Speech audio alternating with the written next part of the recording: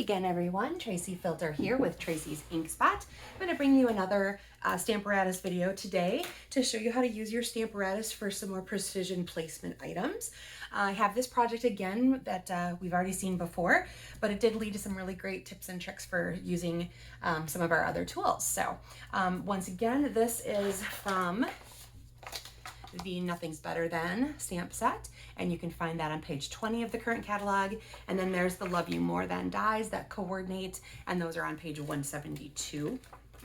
If you didn't see the first video, I will have a link for it in the comments of, or I should say the description of this one, so don't worry, you won't miss out. So in the first video, I covered how I did the hinge step to do the background. In this one, I'm going to show you how I got some perfect placement for my cookie cutout.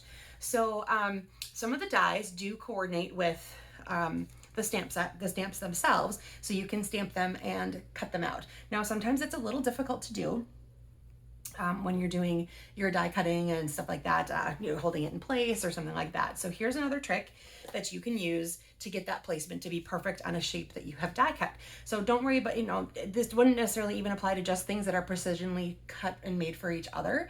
So if you just take like a circle or a square and you want to have precision placement, you're going to be able to have that square sit there and stamp across it just however you want it. But it really, really is helpful for these ones where they do particularly need to line up. So the first thing I did, I took a piece of my crumb cake cardstock and I ran it through my mini Stampin' Cut and Emboss machine, which I'm now going to refer to as the Mini Boss because that's just easier to say. And I cut out my cookie shape.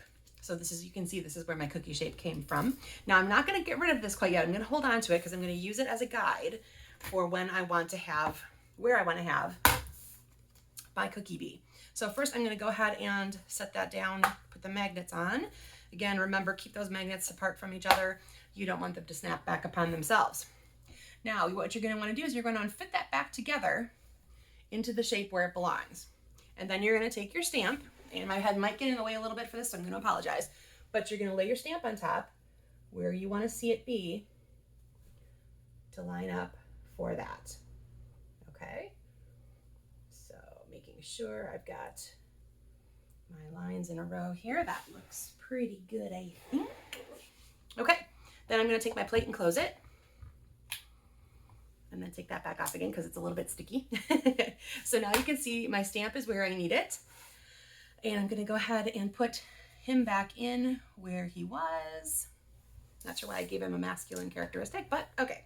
I'm taking my early espresso ink and I'm going to ink up the cookie, slide him back over, push down, and then I've got my cookie in my cut shape, exactly where I wanted him to be.